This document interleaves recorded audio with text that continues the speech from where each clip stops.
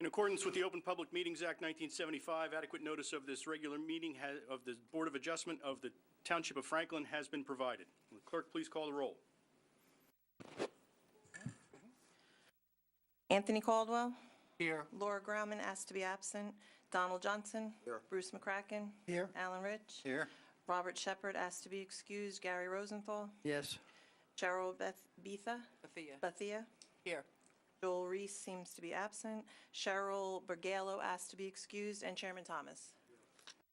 Okay, as part of the reorganization, we need to administer the oath of office to Mr. Thomas, Mr. McCracken, and Ms. Bethea. Please rise and raise your right hand.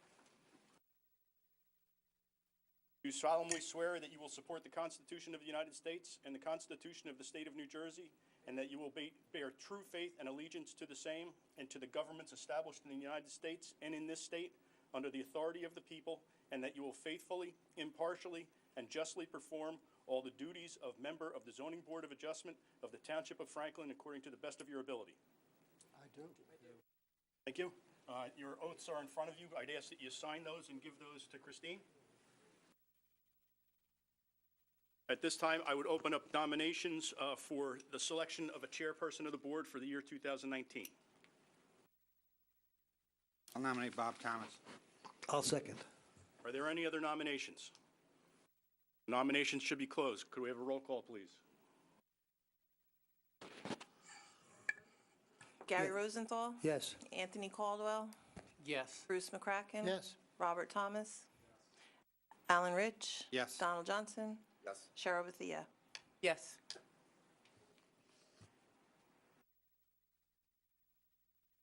Nominations for coach.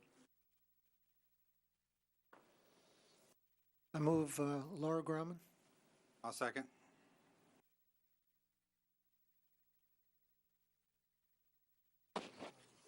Gary Rosenthal. Yes. Anthony Caldwell. Yes. Bruce McCracken. Yes. Robert Thomas. Alan Rich. Yes. Donald Johnson. Cheryl Bethia. Yes. Witness oath for Mark as a director. Don't we just include Dominic since he's here?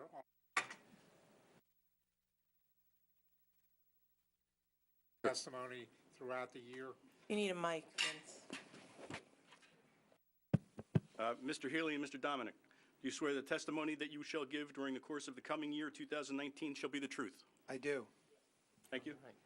And before we move on, I want to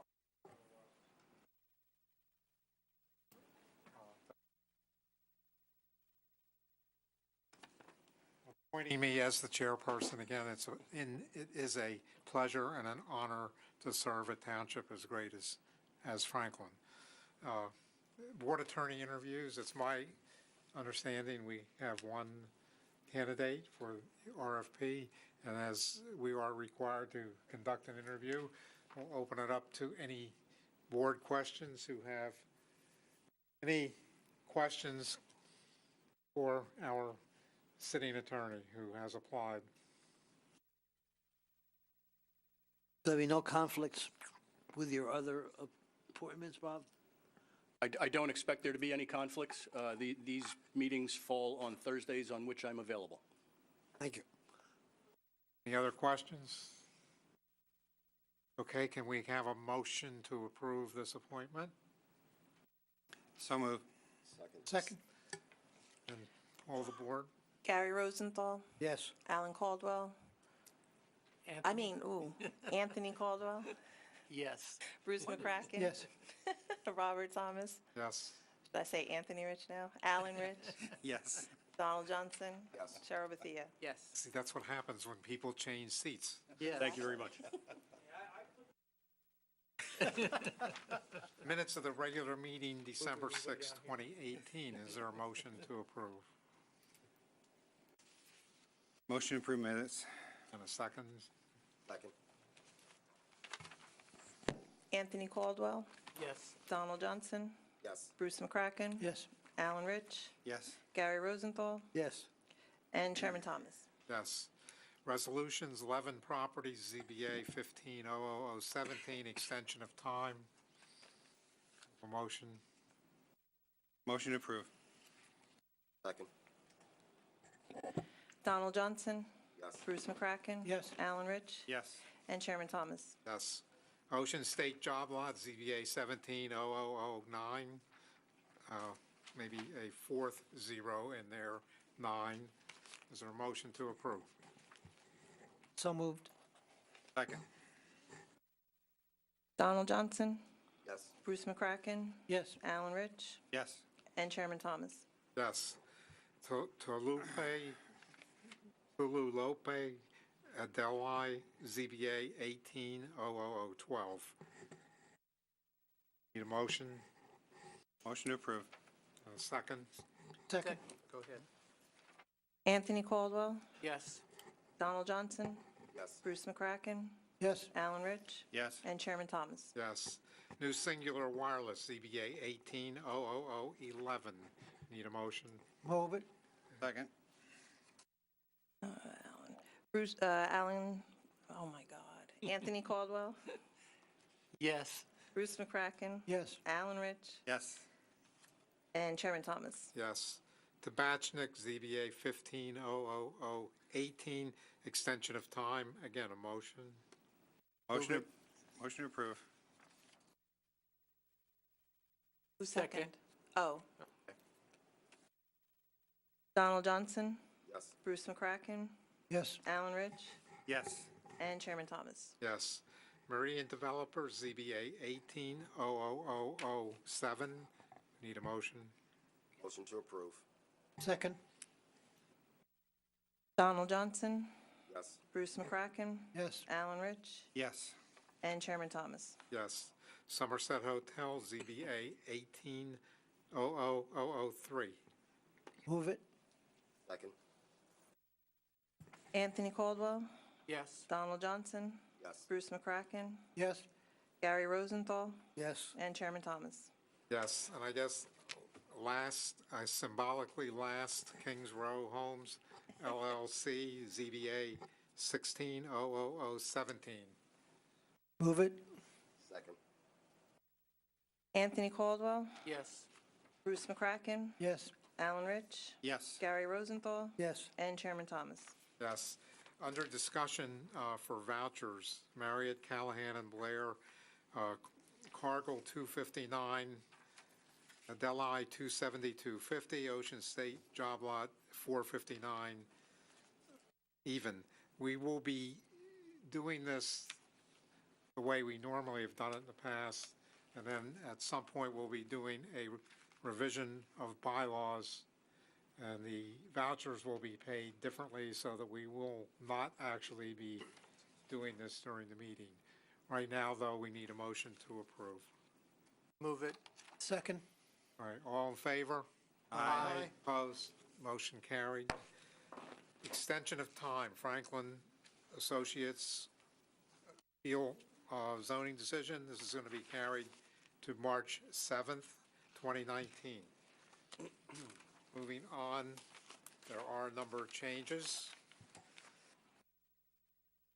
I will not begin to be able to pronounce that name at the moment, Actually, but Mr. Cultural and Spiritual Foundation of the Mr. USA, ZBA 180014.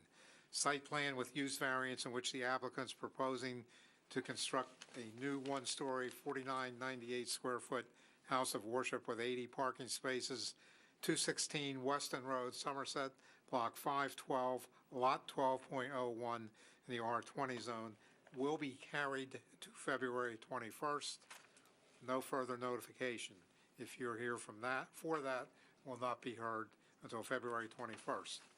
Next, Surinder and Rano Sinj, ZBA 170020, hardship variance which the applicant seeking a variance due to is going 1,070 square feet over previously approved impervious coverage, 3 Buell Street, Somerset, Block 83, Lot 1.04 in the R20 zone, also carried to February 21st with no further notification. First application we will hear. Actually, Mr. Chairman, can I interject real quick? Actually, sorry about the confusion before, but we do have revision of the bylaws on the agenda under discussion, so why don't we take a few minutes to Do you want discuss to do that now? Yeah, why don't we do that now? It should Okay. it should take 2 minutes, I would think. We'll do that before the first hearing. Go ahead. Okay, so in your packet was two changes to the proposed bylaws of the zoning board. And bylaws basically indicate how you go about your practice as a board.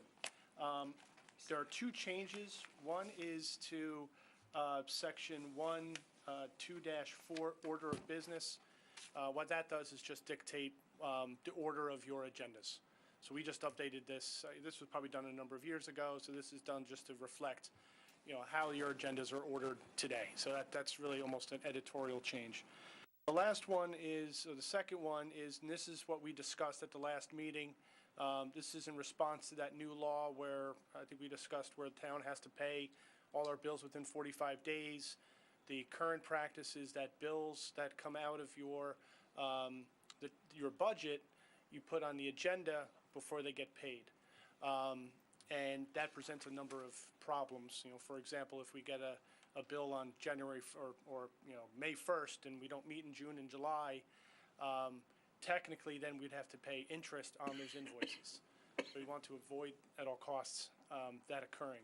So we've changed the bylaws to allow the planning staff to pay those bills on your behalf after we notify the chairman of those bills. Once the chairman acknowledges receipt, so it gives a thumbs up, we would pay those bills, and then we'd list those invoices on the next agenda, so you're aware of the bills that were paid on your behalf. So that's the change to the bylaws that's before you tonight, and it would have to be done by a vote of the board. Any questions? We can go ahead and adopt them. Yeah, you'd have to obviously second, motion a second and a vote.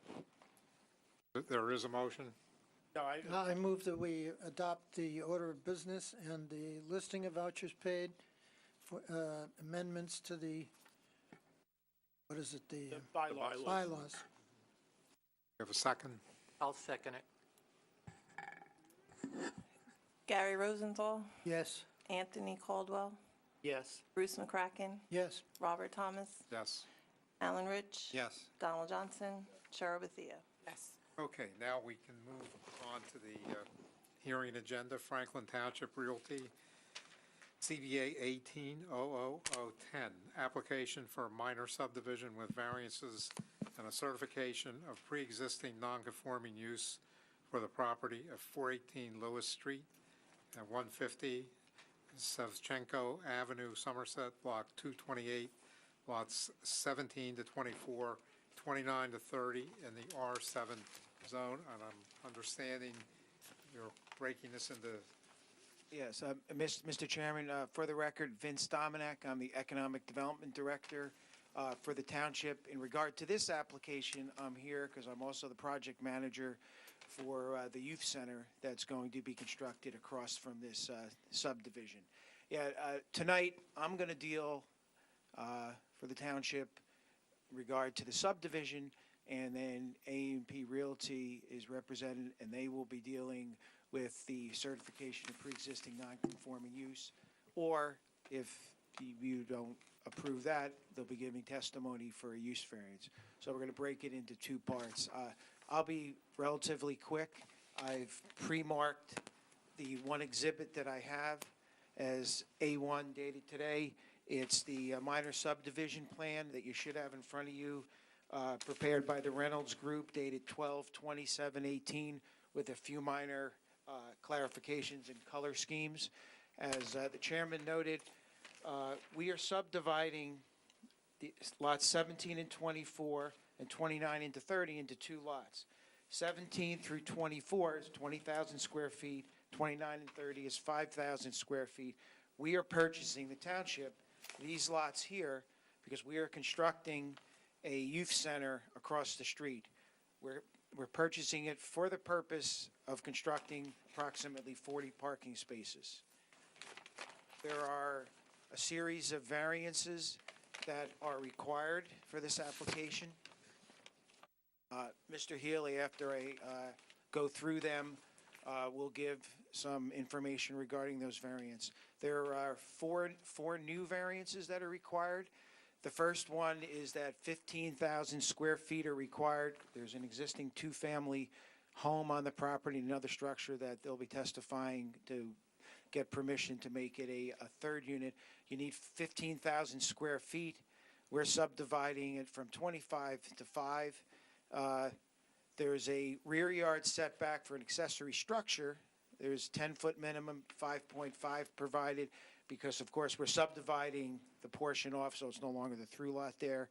There are 2 variances regarding coverage. There's an impervious variance of 42.9% and a lot coverage of 31%. Both of those are increasing because obviously it used to be 25,000 square feet. I will point out, and Mark will provide further information on this, but the property is in essence functioning just as the 5,000 square feet. There are no improvements on the 20,000 square feet. He has over the years purchased these properties and put them together. So with that, I'd like to ask Mark to provide some information regarding the variances. Yeah, and I'm going to refer to the report by the Technical Review Commission or Committee. On page 5, there's an exhibit that basically matches the exhibit that Vince presented on the board. It shows the proposed subdivision. As Vince had mentioned, it's 2 lots, one being proposed lot 17.01 that would front on Lewis and Shavenko, which is currently undeveloped and forested, or has some trees on it. And then there's proposed lot 29.01 that contains the existing house and all the improvements, accessory structure, driveway, et cetera, associated with that house.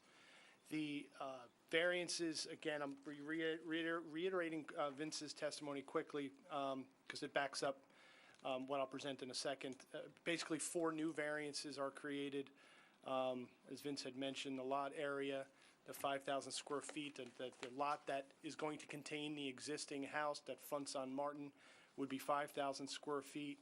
The rear yard, in effect, by drawing that new lot line between the lot that exists on Martin and the property behind it, by drawing that new lot line, you're technically creating a new variance.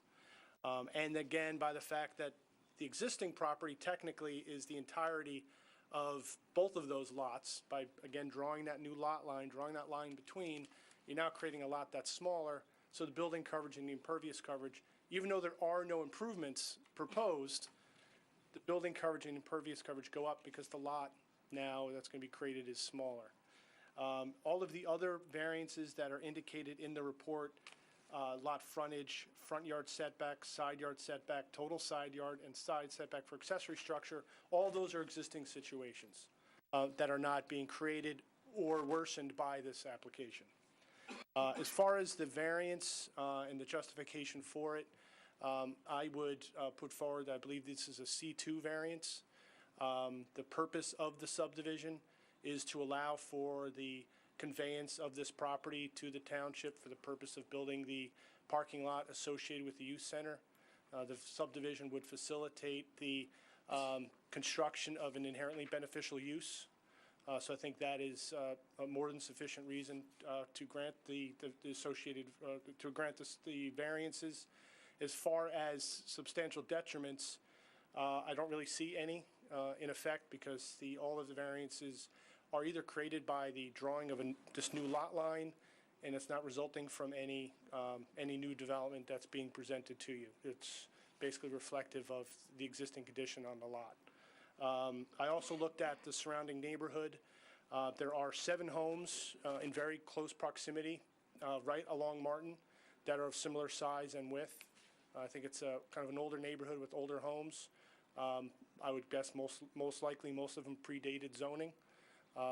The 4 lots to the west on the same side of Martin, again, is similar size, similar width, and there's at least 3 homes on the opposite side of Martin, all within very close proximity, basically either across the street or immediately to the west of the property. Again, they're all within that 5,000 square foot neighborhood, give or take. So again, in terms of impact to the neighborhood, I don't really see any because the house exists and the house isn't changing. That's basic. So if the board has any questions, obviously I'd be happy to answer them. Okay, any questions? Now, we are treating this as a separate application.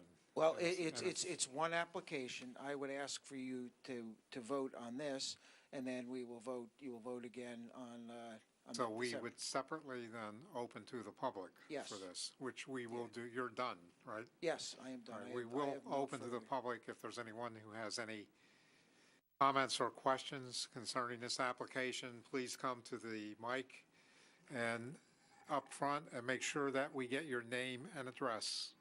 And since you may be giving an opinion, we'll swear you in. Ursula Cargill, 160 Bennington Parkway. Could you raise your right hand, please? Do you swear that the testimony you're about to give should be the truth? Yes, I do. Thank you. I just have a question. What evidence does the board require in order to substantiate that this application meets the requirements for pre-existing non-conforming use? Thank you. We have not heard that part of the application yet. Oh, This okay. is just the subdivision part of the application. Okay, thank you. Any other people wishing to speak? Even though most people probably know you, we still need your name and address. Carl Wright, 139 Fuller Street, Somerset. Carl Wright, 139 Fuller Street, Somerset. Could you raise your right hand, please? Do you swear that the testimony you're about to give should be the truth? Yes, sir. Thank you. I had a question that Mr. Hilly brought up, that the houses that would surround that new parking lot all have pre-existing conditions, everything, whatever that is. But now, I assume, and I might be jumping the gun a little bit, there are going to be lights put up here. And what would the lights do to the neighbors that live there, since they're in close proximity? Two, what would the added cars on that lot do coming in and going out? How would that affect the character of the neighborhood? And is it just one way in, one way out, or and I'm sorry I wasn't here for any of that other information, but is it one way in, one way out, doubled up, or however? But that, I think, is something we're going to deal with in the second part of the Second part? application. The actual construction or site plan or, Well, the board won't be dealing it. Staff will be dealing with that. We haven't yet designed the parking lot. The parking lot hasn't been designed. We haven't purchased the property yet. Okay, so we're not even going to worry about the lights. That's not the subject of this application at all. It's, right now, we're dealing with the subdivision of the lot. That's it, just subdividing two lots. The construction of the parking lot, as Vince said, is something that hasn't been done. It's not the subject before this board. Okay. And then the second part of it is dealing with the house on Martin. Again, it has nothing to do with the parking lot. Okay, so, but when it does come up for the lights and things of that nature, will it come to this board, or is that something the staff will do? It will not come to this board. It's a public improvement. The staff will be reviewing it. Okay, so when do the public get to comment on that, or is that a no-no? When the project is designed, we will be going to the planning board for an informal presentation to show them. And any public will have an opportunity to comment. Because it's a public improvement, we do not need to go to the board to get a formal approval. We will be going to the planning board. Right. So we can do an informal presentation so that the public has an opportunity to view what's comment. being done. Okay, that's what, I just wanted to make sure that the residents are well represented, and I wanted to put myself and the residents on record as saying exactly where this goes, how it goes, and when we will get a chance to speak on it. Thank you. okay, thank you. Anyone else wish to speak? And we'll close that part of the Mr. meeting. Chairman, in discussions with A&P Realty, they would prefer if that at the end of the meeting, we took one vote on everything and we tie it all together. So we won't be requesting an individual vote right now, just to make it simpler at the end. So you can do one motion, so there isn't two separate motions. They would. So you want us to go on with the next part of it? I will. Okay. And they will give their presentation, and then you can go through your normal procedure at the end. Thank you. Mr. Chairman, members of the board, my name is Arvin Ital. I'm an attorney at law licensed to practice in the state of New Jersey, and I represent the applicant, the owner of the property, AP Realty. Now, as you've already heard, the subdivision portion of the application, the subdivision is going to carve out the larger piece for municipal purposes. There's a remaining piece, which is the Part B of the same application. I have two witnesses for that portion of the application. There, on this property that remains, the lots that remain, there are two structures, one that is a two-family residence, which is permitted in the zone, and a second residence in a separate house or structure that is to the rear of the property. The application, which this board may have seen in the past in similar situations, would be an either-or application that we're putting up as Part B, and that is we're asking that this board consider this as either a pre-existing non-conforming use, and as your board attorney will advise you under Section 68 of the Municipal Land Use Law, if a property or a pre-existing use is on that property prior to the enactment of a zoning ordinance that prohibits a specific type of use, in this case, a second residential use, a two-family residence plus a third residence on the same property, then that would be considered a pre-existing non-conforming use so long as there's no abandonment of that use by the owner or subsequent owners in title of the property. The alternative application is if you believe that, let me back up a little bit. The zoning ordinance was enacted in the township of Franklin in 1958 that would prohibit 3 residential units on a single lot, or 3 residential units. The proofs that we'll put on today by way of a forensic expert and our planner will show that this house was, the 2 properties that are located on the same lot, had been constructed and been used since 1946. So there was a 2-family residential property at 83 Martin, and the rear portion of the property where there is a separate 85 Martin addressed property is a single-family residential property, and that's in existence since 1946. The alternate application that's before the board is for a use variance. If the board believes that the pre-existing use is not sufficient, the proofs aren't sufficient, then we do have the alternate application that we filed here, which is for a use variance, because we would require a use variance to use that rear portion of the property if you feel that it was not a pre-existing non-conforming use, meaning that this use existed in 1946 prior to the 1958 enactment of the zoning ordinance, which prohibited the 3rd residential unit to be on that property.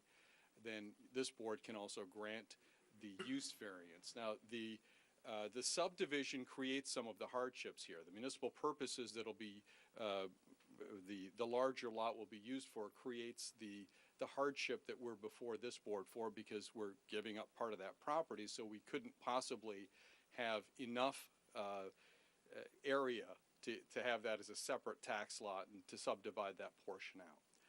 Now, I've hopefully not thoroughly confused the members of the board. I do only have 2 witnesses on that application, so Mr. Chairman, with your permission, if we can call our first witness, who would be our forensic expert, to establish for the board's purposes how old these residential units are and the structures, how they've remained for the period of time up until today. Okay.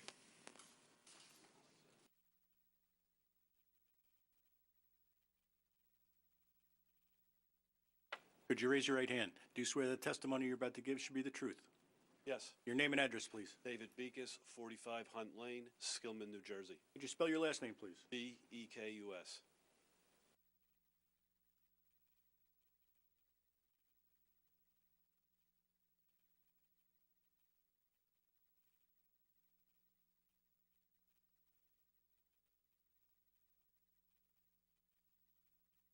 We'll switch back and forth then.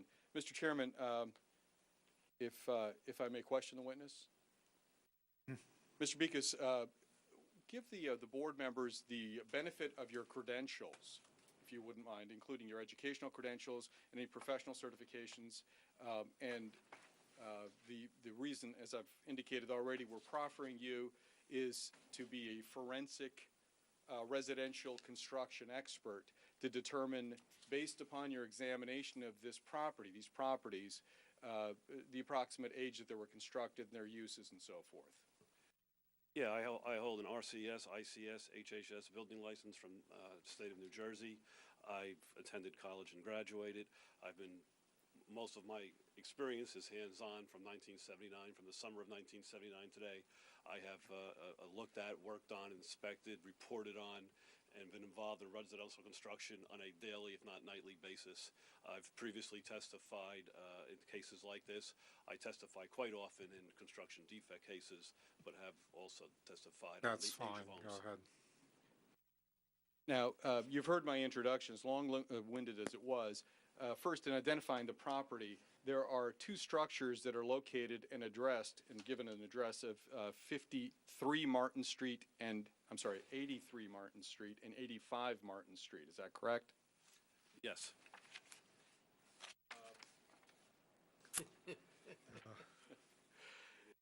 Maybe this. The front property is identified as 83 Martin Street, and that would be a two-family residential structure, correct? Yes. There we go. Thank you. And the rear property is identified as 85 Martin Street, and that is identified as a single-family residential structure. Is that correct? That's correct. Have you been to the property? Yes, I made 2 visits to the properties. And have you also had an opportunity to review our application and the reports that were prepared both by you and by the municipality in regards to this application? Yes, I have. Now, first, why don't we go through 83 Martin Street, which is the two-family residential structure. Tell us when you visited that property approximately, and if you could walk us through what sort of forensic dating process did you utilize in determining the construction, the age of the house, and how the house has been utilized since its construction. I went there in May of 2018. The first thing I did is researched online when the house was built. It was built in 1946, according to the records. And then I went into the house, looked on the outside. We look at a lot of different things to determine the age of a house. One of them is one of the things we look at is the type of materials, because we can, although not give a specific date necessarily unless it has some type of date on it, which some things do. Electrical things will sometimes have a specific date. But we look at types of construction. The first thing that I identified here was the type of sheetrock that was used. Sheetrock, what we're all familiar with, is you buy it at Home Depot and it has, it's solid. That became popular in the early 1960s, in the 1950s, and even and in the 40s, because lath went out in the 30s and the 20s. Sheetrock had holes in it, and that was to mimic the lath. They would plaster right over the sheetrock. When I went into this house, although the first structure did have some demolition, there was still some sheetrock up on some of the walls. That had the type of sheetrock that was, typical from the 40s. So that indicated to me that this house wasn't altered or changed in any significant fashion from that time. Obviously, the roof was replaced and some of the windows. Then on the second floor, there was a separate kitchen. And when I opened one of the cabinets, or the back of the cabinet, there was some first aid squad stickers, and that gave us a very specific date of 1966. It wasn't 1946, but it tells us that this house was 100% occupied as a two-family from them. And again, the construction of it, the 2x4s, were all from the same construction. If someone built something in 1946 and they changed it in 1960, I know it. This house didn't have that. The big thing is, as I said earlier, was the mechanical systems. This house had a pretty unique panel to allow the electric in. It seemed to be something that was made by someone who had a bit of knowledge, but it wasn't uniform as we started to see in the 50s and definitely in the 60s. It was still in the earlier stages of modern electricity. In the upstairs bathroom, there was an interesting outlet that, if you look at the configuration of it, it was capable of doing 110 or 220 volt. That's significant because that all changed in the 50s. The houses we were familiar with went to 110, 120. Prior to that, many houses had 110 and 220, and this house had that. That, and based on all the framing, because I was able to see that because I had demoed a lot of it, seeing that this house was constructed at one time for one purpose, and that was a two-family house. I'm convinced that this house was occupied as a two-family from its inception. And based upon your observation of the property, examination of the property, were you able to determine whether any modifications or changes had been made to the house to abandon that two-family characteristic of that front house, which would be 83 Martin Street? No, other than the demolition, currently, the current demolition was done in the very recent, just prior to my showing up. There was little indication of any major renovations at all. Would it be other than roofing and typical things like that? And would it be your expert conclusion then that front property, 83 Martin Street, since its construction up until now, the rehabilitation portion, has and continues to be a two-family residential structure? Yes, that's my conclusion. Okay, now let's move to the rear portion of the property with 85 Martin Street. And if you had an opportunity to go to that location, just to the rear of the property, and observe that structure. Yes, I went to that property also in 2018. Okay. And tell the board, if you would, what, if anything, did you observe, and what, if any, conclusions did you draw with regards to that rear structure, 85 Martin? A couple things. When you first come up to it, you'll see that it had two dormers. The dormers were re-sided at some point, but if you look on the inside, again, the framing is exactly the same as the rest of the house. And the two dormers tells you that this was intended as an occupancy, not as storage. People typically wouldn't go to that expense, particularly in a house behind another one, and put two dormers on. Labor was valuable then at that time also. Secondly, the garage doors are very narrow. When you open them up, you will not be able to get a car in there. It wasn't uncommon in the 30s and 20s and even the 19th century to have a work area within a house. Heat was at a premium, and people would design it as such. So this was not intended, I don't think, as a garage for the main reason it couldn't fit. A car wouldn't fit. And we also have a window next to the door. So the layout of this house was such that it was intended for occupancy. Again, when you go on the inside, although they, again, had demoed this building, so I couldn't, look at fixtures or stuff, but there was a provision for a toilet, there was a provision for kitchens, the old plumbing pipes, everything was there. All of that construction predated the 60s. I can't give you an exact date, but it certainly wasn't done in the 60s. Most likely it was done at its inception. Again, because this building had windows, shutters, dormers, locations, and an entrance with a kitchen conducive to occupancy, not to storage, except for the garage part where I shouldn't use garage, to the work area. And the hardware in the house, which I have pictures of, also is conducive to the 30s even, let alone the 40s. We also found a refrigerator, which I was able to look up the model number, which was from the 1940s. Again, refrigerators can come and go, but it helps support the overall use of this building as occupied since 1946.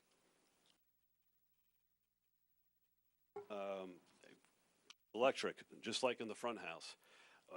When people change their electric services, you can usually tell. There's shadow lines, there's old wires, there's different things.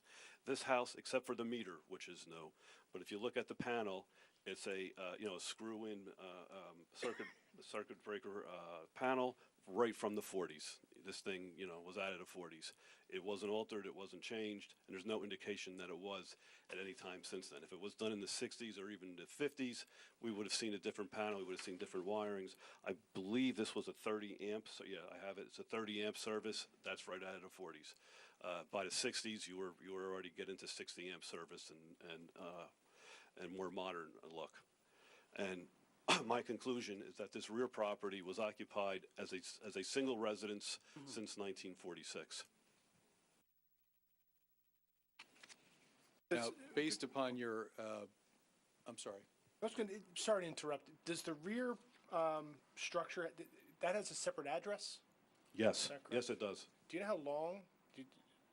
I'm not sure how relevant that is, but I'm just wondering if that's... I'd have no knowledge of that. I could represent to the board that my client who purchased the properties, and that's more recently, has received 2 tax bills and 2 water bills and 2 sewer bills based upon the two separate addresses since his purchase of the house. I can't tell you exactly how long it's had two addresses, although. And the 83 Martin, that's the two-family house, which, and by the way, this is, just so the board understands, this is the R7 zone.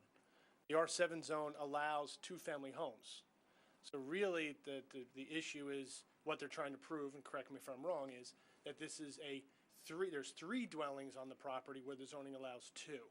That's correct. So that's really the essence of this case.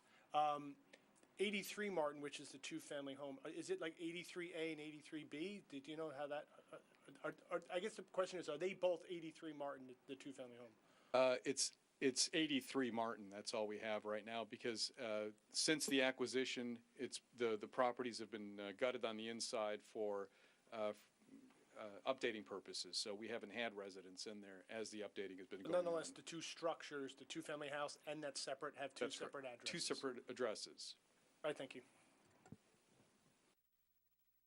Based upon your testimony that you just provided, your observation of the site and your inspection, your forensic inspection of 85 Martin, were you able to draw a conclusion first as to whether this, when the construction of this property occurred, and second, as to whether there have been any changes to or modifications made to the property, 85 Martin that is, that would have changed the characteristic of 85 Martin as a single-family residence to some other use? No, other than the gutting, which was done just prior to my investigating the property. And would it be your conclusion that, your expert conclusion, that 85 Martin Street, since its construction, has always been used as a single-family residential structure? Yes. And not as a garage? That's correct. If the board members have any questions for this witness. Any questions? Are there kitchen and bathroom facilities in that separate structure? Yes, there was. They were ripped out, but there was the plumbing pipe still coming out of the floor for them, and there was still some of the copper there. The cabinets were ripped out, but there was obviously where a toilet was, separate stall area with a door for a toilet, and there was the same thing with for the kitchen. There was two. They were again broken, but there was two pipes for hot and cold, and there was a drain, went into the ground to the sewer system, indicating that there was obviously a sink there. And could you tell by the nature of the plumbing and the electrical that the plumbing and electrical to serve the kitchen and the bathroom were of the same 1940s, 1950s Yes. era? Yeah, everything in that unit was from the 1940s, or not altered in any substantial way, since then. Other than the demolition, of course. Okay, and you mentioned, that's what I was going to ask about the demolition. So it looked, your client had done some type of They gutted demolition. the building, and they took out the toilet. They took out, I'm assuming they took out the toilet, the sink, and everything that was there. The owner told me that the stuff was there. There's no reason for me to doubt it, because the leftover parts of it that you would connect it to were still there. Got it. So there was obviously, it was there. I have no independent knowledge if it was removed, 2 weeks before I got there, or 2 months, but. So for example, they took out the toilet, but you could still see. You could still the see the remnants toilet, of the plumbing. the plumbing, you could see the toilet flange, you could see the supply, that was all there. There was a separate, very small room, with a door, which would indicate it was a bathroom use. It was a bathroom. There was, no doubt about that. All right, thank you. Okay. Anything else?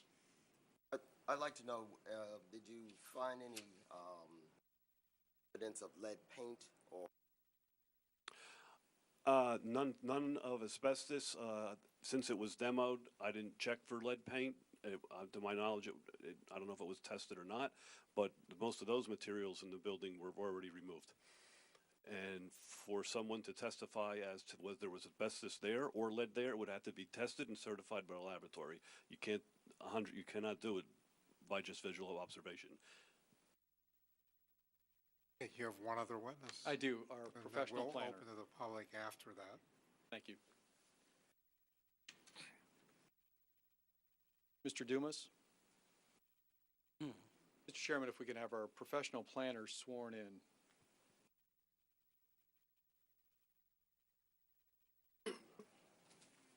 Could you raise your right hand? Do you swear the testimony you're about to give should be the truth? Yes, I do. Your name and address, please? Jimmy, not James, Dumas, D like David, U-M-A-S, address 24 Braxton Drive, Belmead, New Jersey. Thank you. Mr. Chairman, I'm proffering Mr. Dumas's testimony as an expert in the field of planning, if I may colloquy him on his expertise. You're still licensed in New Jersey? Yes, I am. I know you've been before this board a number of times, so Anytime. I don't have a problem with accepting. Go Thank ahead. you. Mr. Dumas, you've had an opportunity to review the application staff report and also heard the testimony of our forensic expert. Is that correct? That's correct. And I'd like you to first, based upon your expertise as a planner, go over the planning justifications for the pre-existing and also the use variance as the alternative or the alternate application that's before the board this evening, and summarize whether there is a planning justification for granting either of those applications. Sure. So in reading the report that I saw earlier tonight, saw that the variance that we're looking to request is a D1 variance based on the use. And Mr. Healy has spoken about the fact that R7 use would allow for a two-family development or a two-family house, and there's the two-family house plus the other house in the rear. So that is what would not be considered a permitted use. So in looking at it, since this is not a development project and it's already existing, I also actually saw it as a D2 use variance where it's a pre-existing and it's non-conforming, and that's even exacerbated by the fact that with the subdivision that now we get into other C variances in addition to the D2 or the D1 variance. So I would like to look at this as a D2 variance because it's obvious it's pre-existing. The expert before testified that this was built prior to the 1958 zoning when the zoning was first put into motion or into effect. So in order to discuss this D2 variance, we have to look at really the special reasons, and it's hard to argue the inherently beneficial reason because it's not a school or a community center or a hospital, even though Mr. Healy had mentioned that potentially the area behind that would be subdivided would be the parking lot for a youth center. So indirectly, that's the inherent beneficial use. But if we just look at the property itself, probably wouldn't go with that one. The next one would be that this lot is particularly suited for this, and it's a 5,000 square foot lot. So there's many that's there. So that's really probably not a valid argument either. However, the last one is that if there's an undue hardship, which is really like a special reason for granting the variance, and that's really how I would look at this application. The fact that it's not a permitted use, but in order for it to comply, then that would be an undue hardship because the owner bought the property with two addresses with those structures that were there. And actually, not only I didn't swear in for this, but I'm also a licensed architect, and I did prepare the drawings for the renovation of the two-family as well as the renovation of the house behind. So I was there last summer and saw exactly what the other expert had mentioned, is that this has been there for quite a while, definitely before 1958, from my estimation of being in probably upwards to 600 or 700 homes, if not more than that, over my career. So in looking at this D variance and the hardship, we have to come up with special reasons for this, and essentially, I think one of the special reasons is that it is not creating a nuisance for the neighborhood at this point, and there's no indication or even any testimony or reports of there being issues with this property beforehand. It also shows up on the survey when our client purchased the property. So at least that's the beginning of how looking at some of the criteria for this hardship. Now, if the board were to say, okay, we wouldn't look to grant this use variance, then this property is already there, and then to knock down that structure behind is just a cost to my client, and definitely would be an undue hardship. So I don't see that there really is a better way to deal with this other than to improve it as it is so that it would be inhabitable for a future tenant. Now, that's the alternate argument that it would be a use variance. Now, you've heard the testimony that was provided earlier and the arguments that we're making that this is a pre-existing non-conforming. Now, in your expertise as a planner, do you believe that this board can, in fact, grant it as a pre-existing non-conforming three residential property use? Absolutely. This is definitely one of the powers of the zoning board to be able to grant a number of variances, but whether it's deemed a use variance or a pre-existing non-conforming, hopefully I've explained it sufficiently, then it's within the power of the board to grant that variance. Mr. Chairman, that's our planning testimony for this evening. Any questions? Actually, could you address the, are there any substantial detriments resulting from the variances? And you might want to, if I could lead you to, concentrate on the fact that it's an existing structure and no new development is proposed, and if any other, planning testimony you can think of along those lines? Sure. So regarding the substantial detriment to the public good, the fact that it's existing, the fact that this is not something that's being proposed, that I don't think that it's adding to the detriment of the public good. What I alluded to before is the fact that it's being subdivided. So this property where the houses are currently, now those other variances, which are now C variances with the setbacks and the impervious coverage and lot coverage, those are not, I would not consider those as substantial detriments because they are only being, again, exacerbated based on the subdivision. So I would say that this property, it's smaller in scale than the property in front, and somehow over a span of upwards to 70 plus years, this house was not really, it's been there for quite a while and maybe not quite on the radar. However, it doesn't seem like this would be the time to hold our client to a higher standard and have him do something else with this. So I don't see that there is any substantial detriment by having that the property. So again, the variances are all being amplified based on the proposed subdivision, and also this house, the house in the back predates the zoning ordinance for the town. Okay, if there are no questions, then we'll open to the public. Anyone wish to ask a question or make a statement, please come to the mic, give us your name, address, and be sworn in.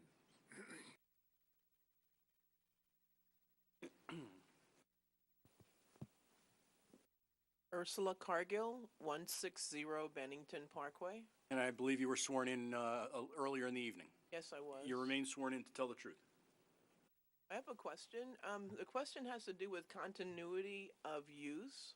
How does the applicant demonstrate continuity of use? There was a mention of the building being constructed in the 40s, something at the back of the cabinet that was 1966. That's a 20-year gap. I'm curious to know about continuity of use. And then also, there's also mention of changing or upgrading or demoing and doing something different with electrical lines. How do you establish that something was in place before 1958 when an upgrade has occurred after construction? Thank you. The applicant offered the testimony of a forensic witness for the evaluation by the board. That is how they are attempting to establish this. The use need not be continuous 24 hours a day, 7 days a week for every year. For example, when there's a three-family and there's only a two-family permitted, the law recognizes that there may be periods of time when that third unit is not occupied because you cannot find a tenant for that property. That doesn't mean that you have abandoned the use. The law recognizes an intent to abandon. If you removed the third unit and got rid of the bathroom and the kitchen and turned them all into bedrooms, that would be an intent to abandon the use. In this case, there has been testimony that the bathroom and kitchen fixtures in the rear building may have been removed as part of a remodeling. The fact that the sewer lines and water supply lines remain would be an indication that there was no intent to abandon that use. The fact that you take the toilet out as part of a reconstruction because you're going to put a new toilet in does not mean you're abandoning that use. Okay, anyone else? And we'll close. Mr. Chairman, just let me speak real quickly. Vince Dominic again. First of all, the township hopefully will be purchased in the near future. So we obviously take no exception to this. And in fact, the property that we're purchasing would have the greatest impact on it. We're going to put a parking lot because that's the closest setback. So the township takes no issue with it. In addition, I can tell you that the whole reason we came about this is because they got their permits and they started demolishing. And I can tell you everything they testified as to the fixtures that were there because our construction department was there. So those fixtures were there in addition to the stuff that was remaining. Okay. Now we will close to the public. Are there any other questions, comments, or testimony? Otherwise, we will entertain board discussion and motion. That would be, I guess you have to decide if you're looking to grant variances or to continuous use. Mr. Chairman, if I think the first question is if the board has needs any additional information from the applicant to prove, again, that this third unit existed prior to 1958 and has been in continuous, has not been abandoned since that time. Because I think that, again, leads to the nature of the approvals that the applicant would need. If the board is convinced that this qualifies for certification of pre-existing non-conforming use, I would concur with Mr. Dumas that I think on top of that, a D2 use variance would be required. And what that means is that's an expansion of a non-conforming use because they're taking the larger site and subdividing it. So I think probably the proper approval would be certification pre-existing non-conforming use as well as a D2. If you're not convinced that they qualify for the certification of pre-existing non-conforming use, then their application is for a D1 use variance for a three-unit situation where only 2 units are required or permitted. So again, I think the first discussion, you might want to discuss if there's anything that you need, any additional testimony or exhibits, et cetera, to prove the pre-existing non-conforming use application. Okay, does anyone need any more information on certification? Sounds like we were probably satisfied that it's. So I think, if appropriate time for one of the members to make a motion, have a discussion and vote. Just remember, the motion includes the subdivision. Yes, and as part of the subdivision, you would be granting those C variances which are created by the subdivision. Really, I think the board should make a decision on whether or not it's a pre-existing non-conforming use first. If you believe that it is, then you should vote on that, and you don't need to address the use variance aspect because it's been granted under the pre-existing non-conforming use. If you don't believe that they've satisfied the pre-existing non-conforming use, you should move on to the D1 variance discussion, and then you should decide on the subdivision application. Okay, to get the discussion moving, is there a motion to certify this as a pre-existing use? I move that we certify this as pre-existing use. Is there a second? I'll second. Any discussion? Call the board. Anthony? You can also include the subdivision at this time, since you have a motion and a second. Right. You don't need to take separate votes. You could, since you have the pre-existing non-conforming, you could lump the subdivision in with it. Subdivision should be included in any motion that we. And would you like to amend your motion to include the subdivision? Amend the motion to Thank you. include the subdivision. Okay, poll the board. Anthony Caldwell? Yes. Donald Johnson? Yes. Bruce McCracken? Yes. Alan Rich? Yes. Gary Rosenthal? Yes. Cheryl Bethia, Yes. and Chairman Thomas. Yes. Okay, that ends it, right? Yes, sir. Okay, good luck with it. Thank you, Mr. Chairman. The next hearing, Reverend Ursula Cargill, ZBA 16-00025. Applicant seeks certification of pre-existing non-conforming use. Applicant contends the one-bedroom apartment in the finished portion of her basement was constructed at the time the house was constructed prior to 1958 at 160 Bennington Parkway, Franklin Park, Block 38, Lots 6 and 7, in the R20 zone. This is a continuation, I guess, from November and carried from January 3rd with no further notifications. Okay. What would you like to do tonight? I submitted an email to the zoning office to request an adjournment and was told that I needed to come here with my attorney to request an adjournment in person. The reason for the adjournment is to allow us to prepare adequately to present the application to this board. We can grant an adjournment. I think in the interest of the public, if there are those people who are here or came here for this application and might not be able to come to the next one, ought to be able to have an opportunity to have their thoughts known. But I guess first we need to establish a date so that people can decide if they might or might not be able to be here. Whatever date we establish, from the board's point of view, that's it. You need to come prepared, and we, as a board, would expect to bring this to a conclusion. Thank you. On that day. No further extensions or adjournments. What would be a date? Do you have a date in mind, Ms. Cargill? Yes, the middle of February.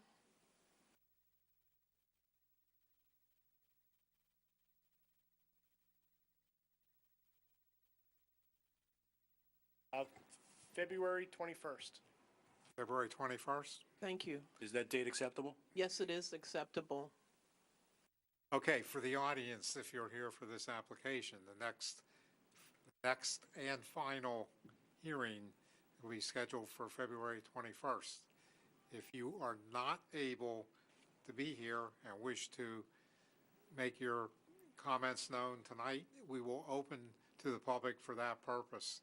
I might suggest that if you are able to be here, it's probably more effective, whatever your point of view is and whatever question you want to answer, if you're doing it while the testimony is being given and the hearing's being conducted.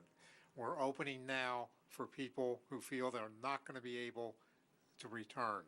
So we need your name, address, and have you sworn in. Paul Welch, 16 Meadow Run Road, Burlington County, New Jersey. Could you raise your right hand? Do you swear the testimony you're about to give should be the truth? I do. Thank you. Okay, so I am the grandson of the original owners, Vivian and Wesley Welch. I've been in that home in the 80s, 90s as a child. During college, I went to Rutgers. I was there on and off. And then when I graduated college, I spent a year with my grandmother after she was widowed when my grandfather passed away.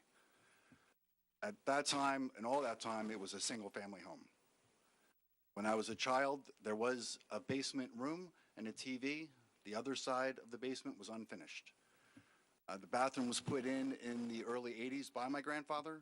I remember that quite well because my brother and I were in the downstairs bedroom for Camp Grandma, and we got to be able to not go upstairs to use the bathroom because that was the only other bathroom in the house. But we were told not to use it because my grandfather put it in and it was a flush-up system. So sometimes it didn't go down, which would be a problem that my grandfather had to fix. With that, when I lived there full-time with my grandmother, As well, I stayed in the upstairs bedrooms because there was no kitchen in the downstairs basement. There was only the bathroom added in the early 80s and the bedroom as well. There was a walkout, but there was no ramp around or anything else. It walked out into the backyard to where there's a chicken coop and a horse barn as well. So at no time was that ever a multi-family home. It was always a single-family home for my grandmother and my grandfather and her children. So I may be traveling in February. That's why I won't be able to make it, but I am here tonight. Okay, thank you. Mr. Chairman, can I ask a few questions? So you'd indicated the bathroom was installed when? The early 80s. I was a child. That's where my brother and I stayed when we were at Camp Grandma with my siblings.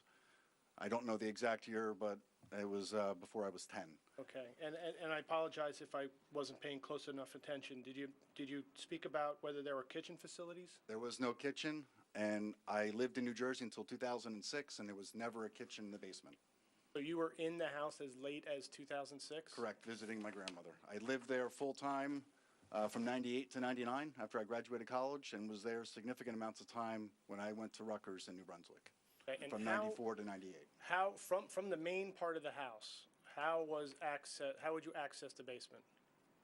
Through the front door to the main house, down the stairs. And okay, stairs from the main portion of the house. What room, from the kitchen, from the family room? What room in the house was it? So you go in, it was the kitchen, so you go into the garage, there'd be the kitchen.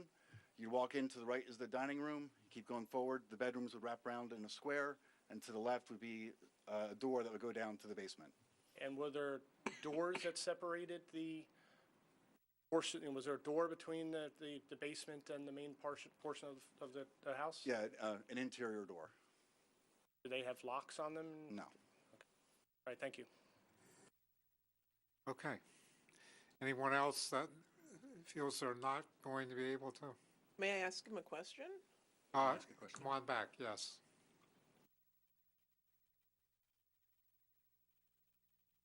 Are you aware that your grandmother represented the house as a mother-daughter house? I've no knowledge of that. Are you aware that your grandmother, excuse me, stated that the basement finishing was done when the house was built? I don't know what my grandmother said. Sorry. Are you aware that the real estate documents that were signed by your grandmother stated that the basement was finished, was half of the basement was finished prior to the sale of the house? The half of the basement that was finished was the one that I talked about, which was the bedroom and the bathroom added in the early 80s. There was no kitchen and there was nothing on the other side. When was the bedroom included, according to your testimony? Before I was born. So the bedroom? I'm told that my father moved in there when he was 16. My grandfather built it for him when he was 16. When he was 16. Okay, which would have been 1966.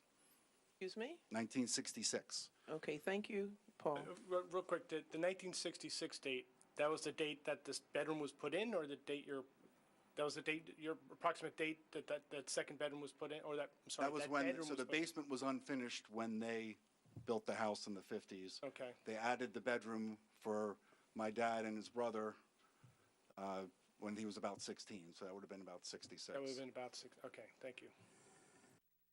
Can I object to that comment? No, you cannot.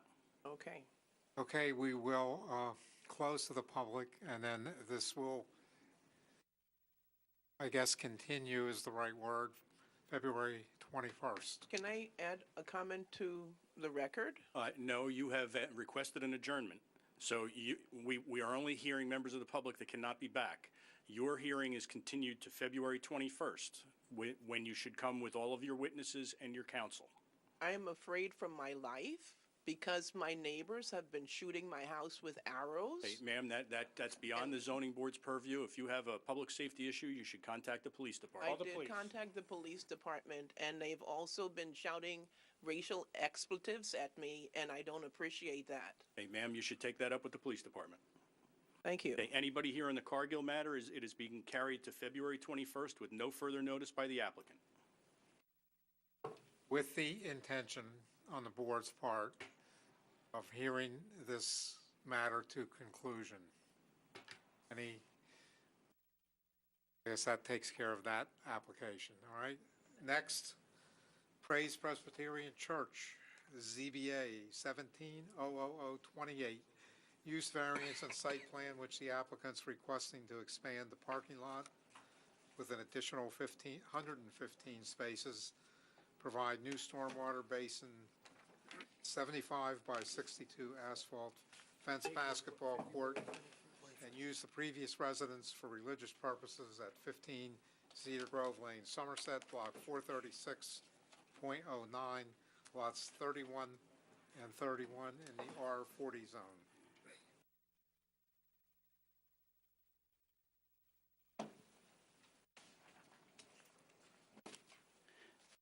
Good evening, Mr. Chairman, members of the board. Peter Lanford appearing on behalf of the applicant. Before we start that application, I also have the last application, which is Rook Cedar Grove Lane. It's like 8:45 now. I've got 5 witnesses on that application. I would think it'd probably be more appropriate, because we're never going to finish that application, if we carry Rook Cedar Grove Lane to your February 21st meeting, and then we can present all of the testimony at that time, because we're never going to get through it tonight. You want to be back for all the, want to be back on the same agenda as the previous application. Okay. Rook Cedar, any issue with that? February 21st? No, we'll be able to carry it to then. I have some others that night that may have to Yeah. be moved further back, but Rook Since Cedar it's Grove being Lane Properties, ZBA 18-00022. Use variance site plan, associated variance approval for construction of 1,070 square feet patio with 40 seats. Use variance required as outdoor seating was prohibited in the board's original grant of the use variance approval. Variance is also required with respect to parking, front yard setback, building coverage for the property at 1618 Cedar Grove, block 424.02, lot 21.01 in the R40 zone. If anyone's still here for that, February 21st. And then we will now continue with Praise Presbyterian Church. thank you, Mr. Chairman. By way of background, Praise Presbyterian Church received their approval to construct their facility under PLN 2002-0015. It was a 2002 approval by the planning board. At the time that the application was approved, it was a permitted use, and there were no variances or deviations that were sought in conjunction with that application. Because at that time, Franklin Township did not have any buffer requirements for a church. The reason we are here now before this board as a D3 is because of the buffer requirements and the buffer requirements only. When the church was originally approved in 2005, there were 3 phases. Phase 1 was a multi-purpose room, which was built in 2005. Phase 2 was the educational facility, which is, if you're looking to the site, and the engineer will go through it later, is on the left side of the property. And there was a Phase 3 as part of that application. And Phase 3 was to construct in front of the existing facility another 16,000 square feet of space. The church is not proceeding with that part of the application or that approval that was granted in 2002. So for the record, we will not be building Phase 3, and if the board needs to or wants to include that as part of their resolution, that is the current situation with the property. So what you see there as far as building is all that's going to be there. There's not going to be any more construction at this time proposed. This evening, I will have 2 witnesses. One is a representative of the church and one is the site engineer to go over what we are doing. So I will start with Mr. Lee.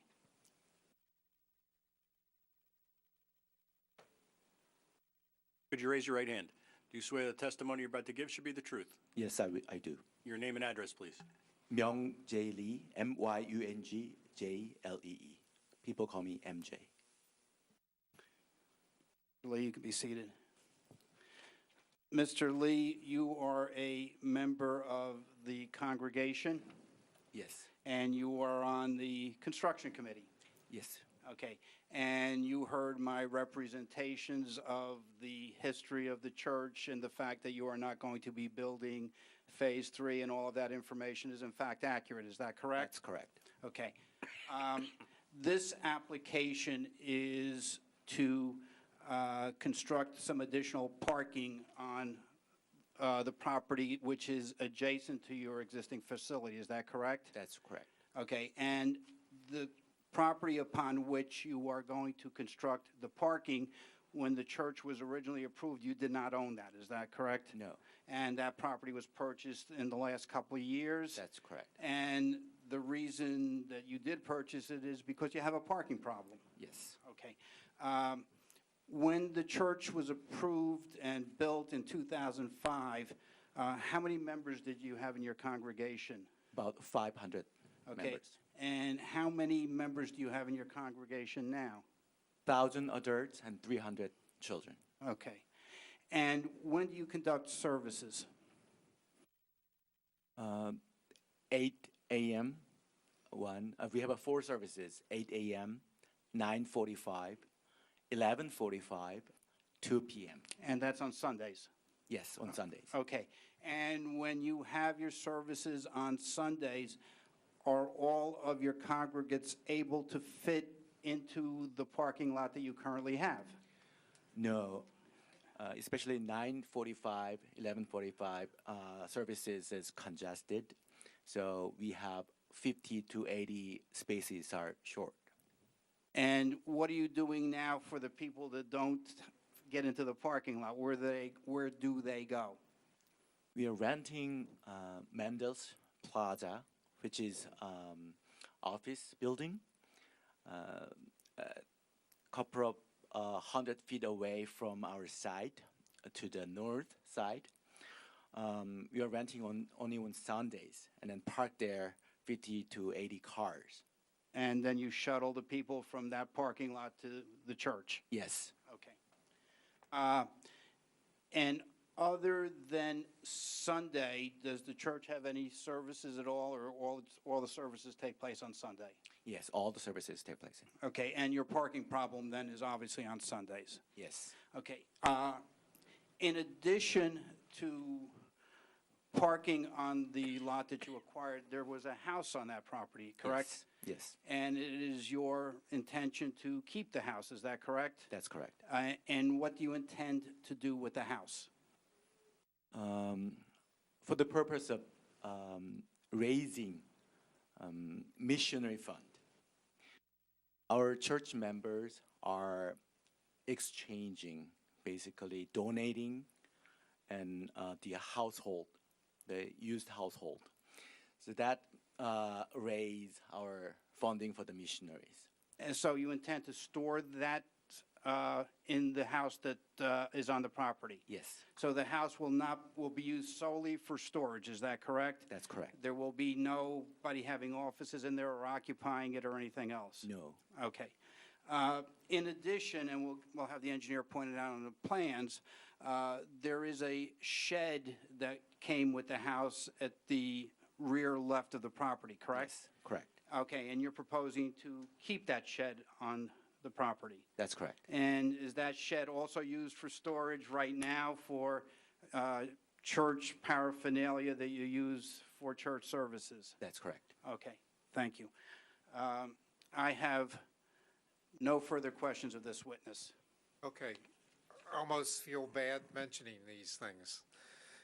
The house that you're going to use for storage, is that going outwardly, exterior appearance-wise, is that going to remain looking like a house? Yes, we're not changing. I mean, it's not going to become a warehouse-type facility. No. The other thing I want to be sure of in terms of the whole facility, I think the landscaping on the church property now is absolutely outstanding. I actually would like you to take a couple pictures of it, send it down the street to one of your other clients, and show them what landscaping around an institutional building should look like. I'd like to see that the parking lot has some element of that carried into it, particularly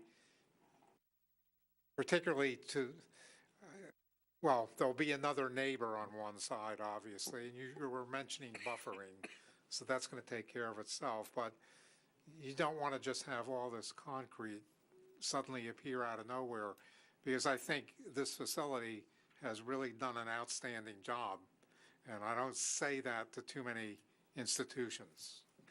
Mr. Thomas, you'll hear from our site engineer, but the parking lot that's on the plan that you reviewed did not have any landscaping in it. There are some islands. We are going to propose to put some trees in those islands, and there are obviously trees coming out. We are putting some trees back in, but I'll go over that. Also, like to make sure we're getting our required quota of street trees. They're on the plan. Is this a desirable area for a sidewalk? I have to look at that. There is no sidewalk at all in that area. I know, but there are plans. I don't know which. Let me look into that during the course of the meeting. I'll look into that during the course of the meeting. Okay. I'm sorry if it wasn't exactly all of his purview there, But it's nice for an applicant to get complimented. We appreciate that. One question, Any Mr. Chairman? questions from the board? I can ask one question. Go ahead. And I think that this, I think he can answer this. The number of seats, so you're not doing phase 3. So No. the site plan cited 647 seats. Is that? That's correct, That's what's right. there now. So Yes. so I had questioned the 888 on the original plan. That was for that phase 3. That's right. That's not happening. So parking's going to be based on the 647 that exist. Right. Yeah. Thank you. Any questions? We'll save opening to the public, which I don't perceive to be any issue. Later, we'll do that at the end. You said you have 2 witnesses, right? Yeah, I have the site engineer.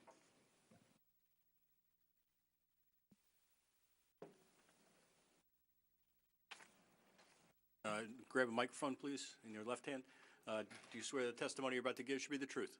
Yes. Your name and address, please. Anthony Gianfacaro, Gian, F as in Frank, Orcaro. My office is at 555 East Main Street, Chester, New Jersey. Mr. Gianfacaro, what is your occupation? I am a licensed professional engineer in the state of New Jersey, and I'm also a licensed architect in the state of New Jersey. And can you give the board briefly the benefit of your educational and professional background? I have a degree from Temple University. He's licensed. It's nice to hear the schools get their publicity, but I've testified probably close to 300 times over the last 30 years. Okay. Thank you, Mr. Chairman. Mr. Gianfacaro, there is mounted on the board to our left an exhibit or some. Are those part of this submission that was made in conjunction with this application? Yes. Okay, and what you did was mounted the relevant pages for our presentation this evening. Is that correct? Yes. If they're part of the submission, then we don't need to mark them. Is that correct? Correct. Okay. Very briefly, can you describe, first of all, the property that the church upon which is located, what's there, and then we'll go to the property that we're going to develop? Sure, okay. Yeah.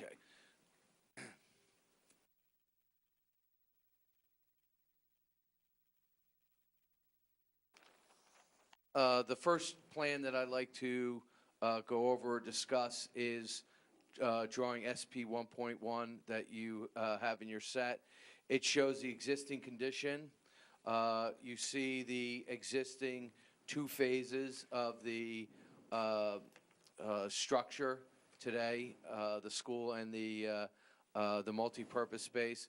It shows to the north of that a fan-like parking lot that exists today. Just to the north of that, a little farther, is an existing detention basin. To the north, I guess, east, would be an industrial park that is separated by a ditch, and Cedar Grove being on the easterly side. Okay, and just briefly for the benefit of the board, the area in front of the existing house of worship would have been where Phase 3 would have occurred? Yes, this open grass area is where Phase 3 would have occurred. Okay, and it's going to remain as a grass area, is that correct? Yes, that's correct. Okay, and how big is that lot approximately? Hang on, I gotta go back.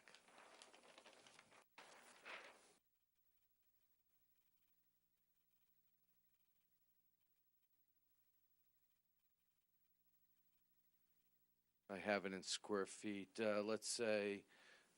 Square feet is sufficient. It's 355,000 square feet, which is somewhere around 8 acres. Okay. Now, the lot that was acquired and which we are looking to develop, can you show that on? Yes, that is to the south of the existing. It's a lot that's 145 feet wide by somewhere around 760 feet long. Okay. And there is a house on the former residence on the property and towards the front? Yes, approximately 162 feet off of Cedar Grove Lane is where the existing structure is that was a dwelling. Okay. And there is a driveway to that house, is that correct? A residential driveway? Yes, off of Cedar Grove Lane. Okay, and we're proposing that that remain? Yes, that's correct. Okay. Now, what are we proposing to do on that lot if we move on to the next exhibit? On drawing SP 1.2, shows both, again, the existing lot and the proposed lot. Just to the south, west, if you would, of the existing church structure, we are proposing a parking lot between the existing dwelling or adjacent. We're proposing a half court, if you would, basketball court for a play surface, and again, and all the associated drainage structures that come along with the parking lot. And how is access to that parking lot going to take place? We will access it through the existing lots.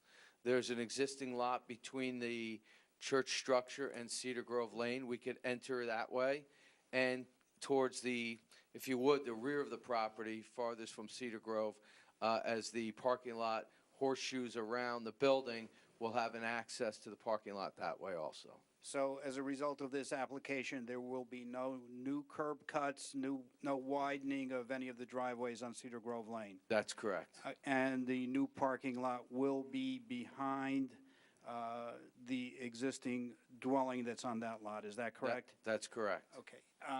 And how many parking spaces are there going to be in the new lot? There will be 103 new parking spaces. And how many parking spaces will remain?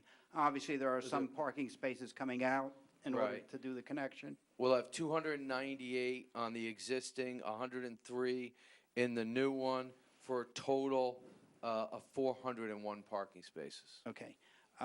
Did you also have on the board the landscape plan that we submitted in conjunction with this application? Yes, on drawing SP 7.1, we show the landscape plan at the upper part of the sheet.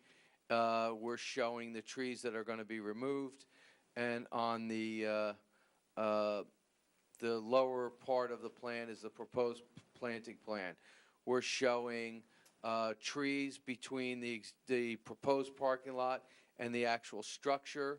We're showing some trees out on Cedar Grove Lane, some street trees, and we're showing a 2-row buffer of trees between the parking lot and the adjacent property owner. Now, the adjacent property is a single-family residential dwelling, Yes, it is. and approximately where is the dwelling located? My understanding is it's up front, close, adjacent, in a same approximation off of Cedar Grove as the existing dwelling that's on the property. Okay, so the house is, the existing house on the adjoining lot is not near the parking lot that we're That's correct. proposing? Okay. Correct. And you heard the discussion and also the question by the chairman concerning the fact that the new parking lot doesn't have any landscaping in it. And I think it was also sort of referenced in the report. There are 2 islands in that parking lot upon which are going to be located some light stanchions. Is that correct? Yeah, in one of them, it's In correct. one of them. Right. Do we have the opportunity to put some trees and landscaping within those islands? Yes, we will add additional trees in those islands. Okay. Can you indicate generally how the drainage is being handled for the impervious surfaces that we are creating? Sure. What we've done is the parking lot will drain from the front towards the rear of the property. We'll be catching it through a series of basins and underground piping.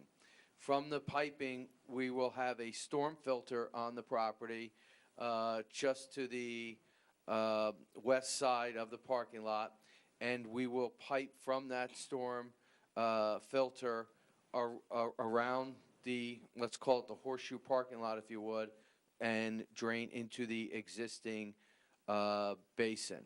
We've done calculations, and we've submitted some. We are already anticipating revising them, and we will demonstrate that the existing basin is large enough, and one of the reasons being that there was originally a large impervious area of a building that was never built, so we have that advantage, and we will show that the basin will handle this additional impervious coverage. Now, if you would flip back to the previous sheet, which shows hopefully it's the site plan, there are some variances that we are seeking in conjunction with this application, are there not? That's correct. And let's go through them. There is a variance for the shed because the shed is an accessory structure, and the setback requirements for an accessory structure for a commercial or religious operation is 25 feet, and we're at 3.3 feet. Is that correct? That's correct. And you're pointing out where that shed is located. Is that correct? Yes, it's to the most southerly side. And it's adjacent to the parking lot, correct? That's correct. All right. And opposite that shed on the neighbor's property is a grass area or trees. There's no buildings or anything else that are impacting that shed. Is that correct? Correct. Okay. The next is the building setback. There's a 25-foot requirement for a building setback, and the setback is 15.8 feet. That's the existing dwelling. Is that correct? That's correct. The existing dwelling from the existing property, the way it exists today, is the 15.8 feet. Okay. And that's not being changed or exacerbated in any way by virtue of this application? That's correct. Okay. Now, the impervious coverage, while the ordinance permits 40%, there is currently existing 43%, correct? I believe that's correct. Okay, and we will have, we're proposing 45%. So there's an increase of 2% in the impervious coverage. That's correct. And the increase in impervious coverage, as you testified, will be handled by the stormwater management system on the property. Yes. And it'll all be handled on site. The increase in impervious will not have any effect on any of the adjoining properties, whether they be residential properties or whether they be properties across the brook. Is that correct? That's correct. Okay. Lastly is buffering. As I indicated in my opening, the township ordinance now requires that a house of worship provide buffering. First of all, the original house of worship has no buffering. Is that correct? There are some trees on the property. Again, you could see them demonstrated on drawing SP 7.1. There is a row adjacent to it, but everything else behind the existing dwelling is pretty open up until you get to, I would say, the last quarter, if you would, of the property. There's a large open area on the existing property now. And that's where the parking lot's going? And that's where the parking lots go. Flip back to the other exhibit. Going, no, the other way.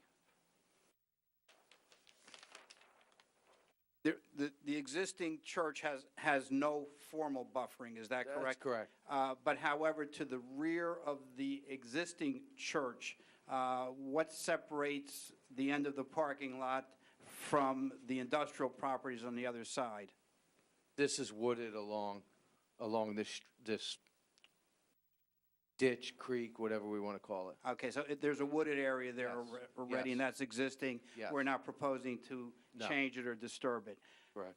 Behind the newly proposed parking lot, what's there now? It's wooded. Okay, and we're proposing to keep those woods. We're not proposing to add any buffering because there is already existing natural vegetation in place? Yes, that's Okay. correct. Okay, and then we are adding some buffering along the property line of the residential property to the south of us. That's correct. And- That's shown on 7.1. Okay, and the bulk of that buffering is basically to screen the parking lot from the adjoining neighbor. Correct. Okay. And in your opinion, do these variances in any way negatively impact any of the adjoining properties or have any adverse effect on the adjoining properties? No. Now, are we proposing any lighting? Yes, we are. Okay, do you have an exhibit to indicate? We what- do. Drawing SP 2.4 shows the proposed parking lot. It shows all our proposed lighting, and it shows a photogrammetric or isolux curves where the lights will illuminate. Okay, and where are the new light poles being proposed in the new parking lot? Well, we have a couple in the between the rows of cars, if you would. We have some along the southerly edge between the parking lot and the property line, and we do also have a row up against behind the curb line between the parking lot and the existing church. Okay. And in discussing this matter with the applicant, we are going to put those lights of that parking lot on a separate timer from the parking lot lights that are currently in place. Is that correct? That's correct. Okay. And again, just to refresh the board's recollection, the only time that we have services is on Sunday, with the last service being at 2 p.m. So probably in the wintertime, we'll turn the lights on every once in a while. Otherwise, the lights are never used. We're required to have them, but they won't be used. Mr. Gianfacaro, there were numerous staff reports that were generated in conjunction with this application. Is that correct? That's correct. And you have reviewed those staff reports with me and also with the applicant. Is that correct? That's correct. Okay. I'm just going to read into the record the staff reports. We have a report from Mr. Healy dated August 16th, 2018. There were certain requests in there, and the reduction of the average illumination, we can handle that and reduce the illumination. Yes, we will do that. Okay, and quite frankly, all of the other comments in the report, we can comply with, is that correct? Yes. And we then have a report from CME Correct. dated August 31st, which contains, I think, 7 pages. We can comply with all the comments contained in that report, is that correct? Yes, it is. Okay, and there, you may have to have some discussions on some minor revisions, but in essence, we can comply with everything. Correct. Okay. Mr. House's report, you're going to agree to remove the speed humps that are currently in the parking lot? Yes, I talked to representatives of the church, and they said they will remove them. They're willing to remove them. Health Department had no objection. Public Works had no objection. I think the only other comment was the Environmental Commission of using pervious pavement for the parking area and the basketball court. And discussing it with the client, we would like to keep regular pavement there. We would. There's a porous pavement, although it's, beneficial, comes with a lot of maintenance. So at this time, we would prefer, with the approval, that we leave it to existing paving. Okay, and again, as you indicated in your testimony, the runoff from the parking lot is handled through the stormwater management system and is contained on site. That's correct. Thank you. I have no further questions. On the buffering, the rows of trees that you're putting up, does that complying with everything, or is that part of the variance alongside the residence? It's a double staggered. Yeah, where the shed is a variance, because obviously the shed is where the tree should be.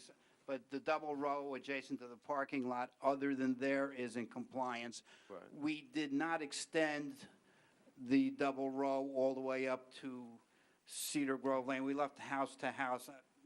We could perhaps put some additional trees in, but Well, one of the reasons is we have some mature trees behind the house that we want to leave.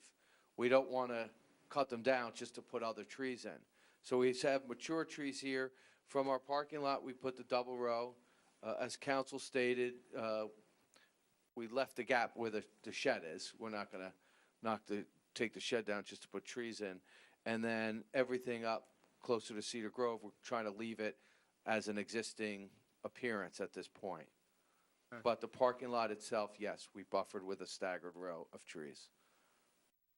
Just a minor clarification. So where there's the double row, there's no fence? It's the double row? right. Yeah, so There's an technically. existing fence. There's an existing fence. And how tall is that fence? I believe it's 6 feet. I believe it's I haven't 6 looked feet. at the plans in a while, but what the ordinance requires is either a 25-foot wide buffer, I think it's triple staggered row, or 15-foot wide, double staggered with a 6-foot high fence. So technically, if they don't have that combination, that's a variance. And the fact that it doesn't extend technically triggers the need for the variance. And they've provided testimony, and obviously it's the board's job to decide whether they've provided sufficient testimony and if the, development would be sufficiently screened. Okay. We have a fence along the property line. And we have a double staggered row.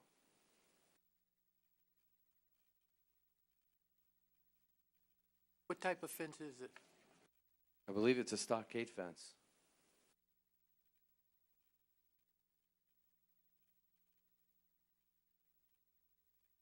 The plan? I think there's also a benefit coming.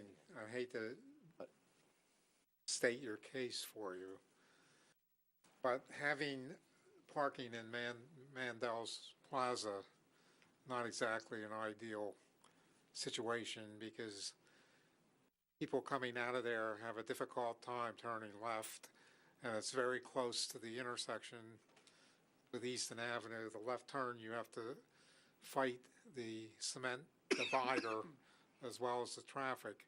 So having the exit and entrance further away from that, where it is now, is another benefit. Maybe that's not what spurred the action, but there's a lot of traffic in there. You can see the need, for the parking in that. It seems to be done pretty well. I don't know why I'm so nice about this tonight.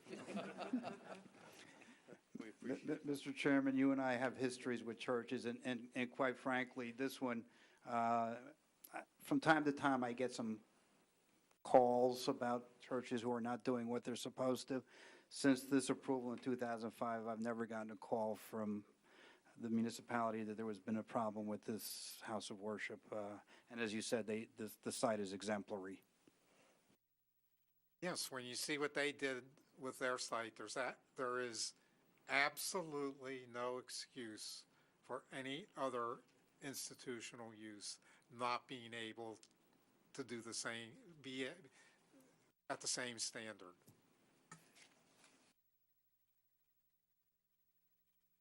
Mr. Chairman, you had asked me, or you had inquired about the sidewalk, and I needed just a few minutes to kind of remember and look into it. I just want, so there are no sidewalks on that side of Cedar Grove. Basically. Okay, wait though. Well, thinking long term in the whole section. That's where I'm going. All right, you got one giving in you the front of facts. Kings Row. I'll give you that's where I'm heading. So on that side of Cedar Grove, there are no sidewalks to connect to. But there are two developments that the board has recently approved. Right next door is the Levin Townhouse development, and the requirement there will be that they'll have sidewalks along their frontage. Further down on the same side of Cedar Grove is Kings Row, and on their site plan, they're going to have sidewalks.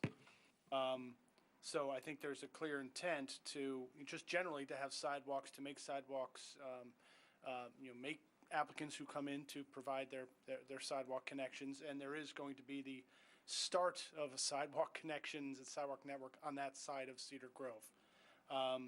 So I offer that to you as that's basically the state of things in terms of sidewalks on that section of Cedar Grove.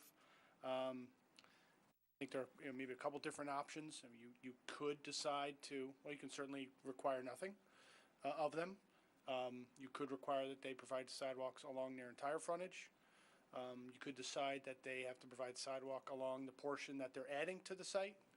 And for other applicants, you have, both boards have asked for a payment in lieu, and the township has a sidewalk fund for, when sidewalks, are connected in the future.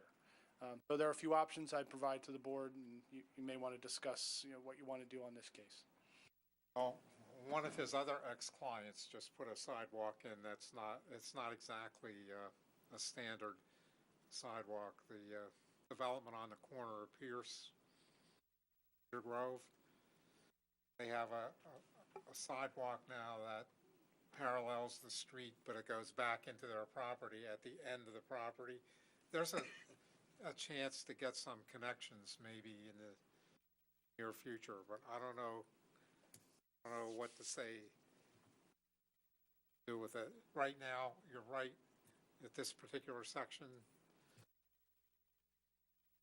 if it's across the entire frontage, there may be people from the church who could actually walk from that area to the parking lot on a sidewalk. Not the most convenient way because they have connections in between.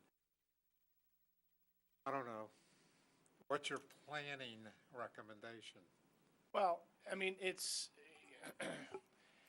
in the short term, if Kings Row and Levin are built within the foreseeable future, you're going to have two sections of sidewalk that don't connect to anything, and then you'll have, if you were to require it for this development, you'll have kind of another section where there is no sidewalk.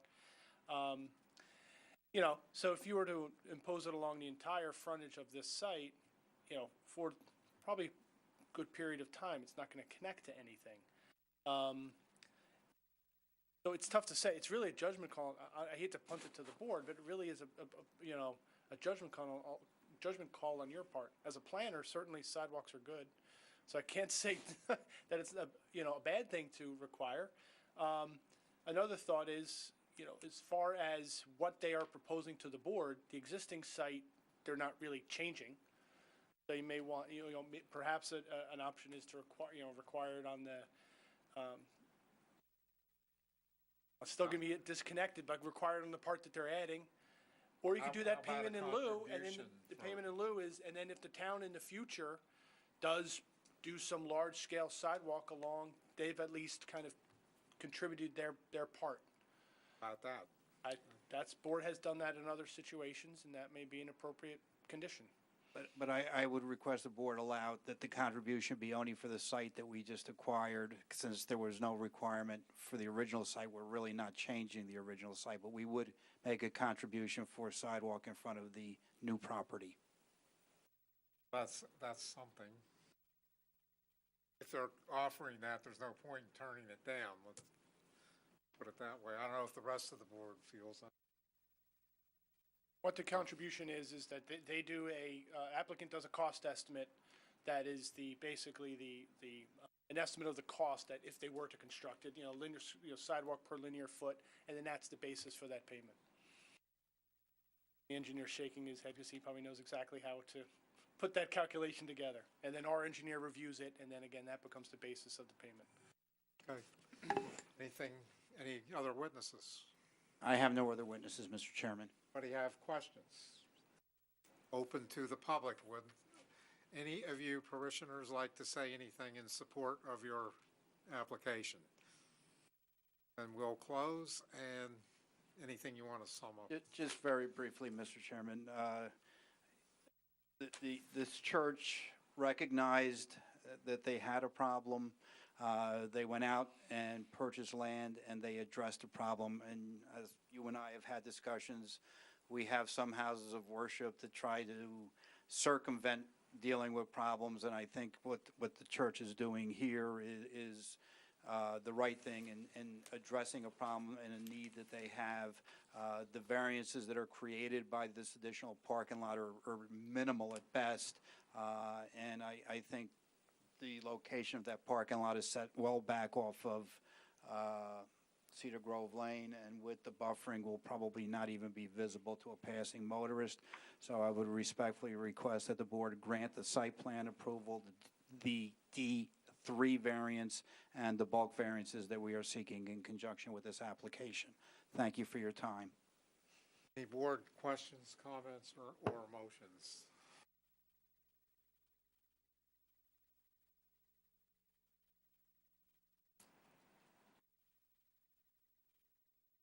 Okay. Anybody want to offer the motion? I will make a motion that we approve the D3 variance. 45% impervious coverage. Lighting is proposed in the application. A total of 401 total parking spaces. And use regular pavement, not the new stuff, the regular pavement. And sidewalks, payment in lieu on just the new property. Did I miss anything? Second? Second. I didn't miss anything, I guess. No. Got it all. Okay, Anthony Caldwell, Yes. Donald Johnson, Yes. Bruce McCracken. Yes. Alan Rich, Yes. Gary Rosenthal, Yes. Cheryl Bethia, Yes. and Chairman Thomas. I'll vote yes, and I have to say, I agree with your comments in your summation, and that's actually starting to scare me a little bit. But good luck with the thing, and you're right, this facility has done what it should do, and shown a lot of responsibility on that end. Is there a motion to adjourn? Thank you very much, Mr. Chairman. Meeting adjourned.